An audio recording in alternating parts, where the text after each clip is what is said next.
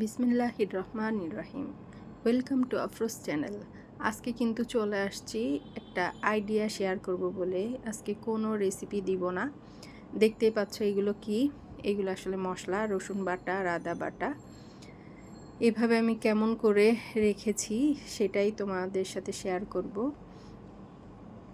এই আইডিয়াটা আসলে খুবই কার্যকর।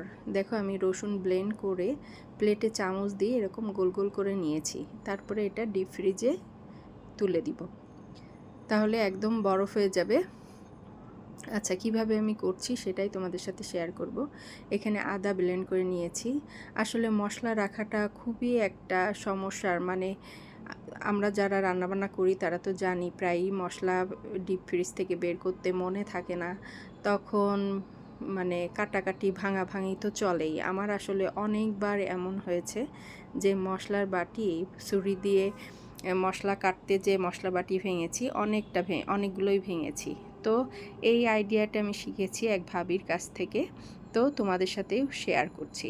দেখো, আদাটা আমি এরকম একটা আইস ট্রেতে দিয়ে নিচ্ছি। এই আইস ট্রে যতটুকু মানে টুকরাগুলো আছে, আইস ট্রে যতটুকু টুকরা হয় সেটাই আসলে আদার জন্য পারফেক্ট মনে হয়। আদা আসলে রান্নাতে খুব বেশি লাগে না, আমি যেভাবে রান্না করি তাতে আদা বাটাটা খুবই কম লাগে। তো এরকম আইস ট্রেতে যতটুক এক একটা অংশের ধরে সেটাই আমার জন্য পারফেক্ট। তো এইভাবে আদাগুলো আমি দিয়ে নিচ্ছি। তোমাদের মনে হতে পারে একবারে দিয়েই তো সমস্তটা মানে সমান করে নেওয়া যায়, সেক্ষেত্রে কিন্তু তুলতে খুবই সমস্যা হয়। এজন্য আমি চামচ দিয়ে প্রত্যেকটা মানে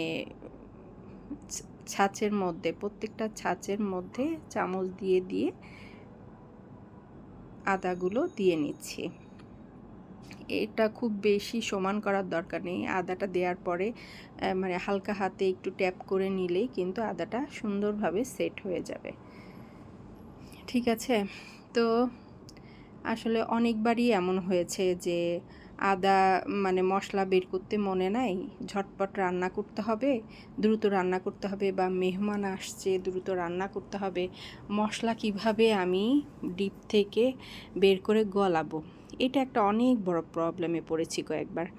তো এটা আমাকে অনেক সহজ করে দিয়েছে, সেটার ক্ষেত্রে কাজটাকে অনেক সহজ করে দিয়েছে। দেখো, এই টুকরাগুলো একটা করে বের করলেই কিন্তু হয়ে যায় এবং খুব দ্রুত এই বরফটা কিন্তু ছাড়িয়ে যায়, খুবই দ্রুত এটা ছাড়িয়ে যায়। এবং এমনকি এই আদার টুকরাগুলো এক এক তরকারিতে কিন্তু একটা করে দিলেই হয়ে যায়। আমি এমনও হয়েছে যে ডিপ থেকে বের করেছি, বের করেই ডাইরেক্ট মানে পাতিলে দিয়ে দিয়েছি। খুবই সহজ হয় আমার জন্য। মনে না থাকলেও মশলা বের করতে মনে নাই, সেই ক্ষেত্রেও কিন্তু কোনো প্রবলেমে পড়ি না এখন আর। একদিন হয়তো মাসে একদিন কষ্ট করলে সারা মাসটাই কোনো সমস্যাই থাকে না, সহজ হয়ে যায় কাজটা। যা হোক, এইভাবে দিয়ে নিচ্ছি। আর তোমরা অনেকেই আমার চ্যানেলের রেসিপি দেখছো, ভালো লাগছে কমেন্ট করছো, তাদেরকে অনেক ধন্যবাদ। আর অনেকেই আছো আসলে মানে একজন আমার রেসিপির নিচে কমেন্ট করেছে যে আমি তুমি করে সম্বোধন করি, তুমি সম্বোধন নাকি অগ্রহণযোগ্য। তো আমার কাছে মনে হয় বাঙালি আসলে সব কিছু নিয়েই একটা মন্তব্য করতেই হবে। আমার কাছে তো তুমি করে কথা বলতে খুবই ভালো লাগে এবং আমি সবার সাথেই তুমি করে কথা বলি। আমার বাবা মা, তাদের সাথেও আমি তুমি করেই কথা বলি। আমার কাছে তুমি করে কথা বলতেই খুবই ভালো লাগে। তো যার যার অপছন্দ তারা আমার চ্যানেল মানে রেসিপিগুলো না দেখলেই হয়। আর যারা দেখছো, আমি তাদেরকে বলবো অবশ্যই কমেন্টস করে জানাবে আসলে তুমি করে বললে কি খারাপ শোনায়। তোমাদের কাছে আমার রিকোয়েস্ট থাকলো অবশ্যই জানাবে। আর এই তো কথা বলতে বলতে আদাগুলো দিয়ে নিয়েছি। দিনের হাজার ব্যস্ততার মধ্যেও মানে রেসিপিগুলো তোমাদের জন্য একটা করে ভিডিও তৈরি করি। এটা অনেক কষ্ট করতে হয়, ভিডিও করি, এডিট করি, ভয়েস দিই, অনেক কষ্ট করি। তারপরে এরকম যদি কমেন্ট আসে, আসলে আমার কাছে মনে হয় বাঙালি সব কিছুর মধ্যেই খুঁত খুঁজে বেড়ায়। কাজকাম তো নাই, তো কি করব, আমি শুধু খুঁত খুঁজে বেড়ায়। আমার কাছে সেটাই মনে হয়, যদি মানুষের কাজ থাকতো, এত খুঁত খুঁজার আসলে মানুষের দোষ ধরে বেড়ানোর সময় কই মানুষের, যদি মানুষের কাজ থাকে। আমার তো মনে হয় সারাদিন আমি কাজ করে দম ফেলতেই পারি না, তো মানুষের নিয়ে ভাবার সময় কই আমার।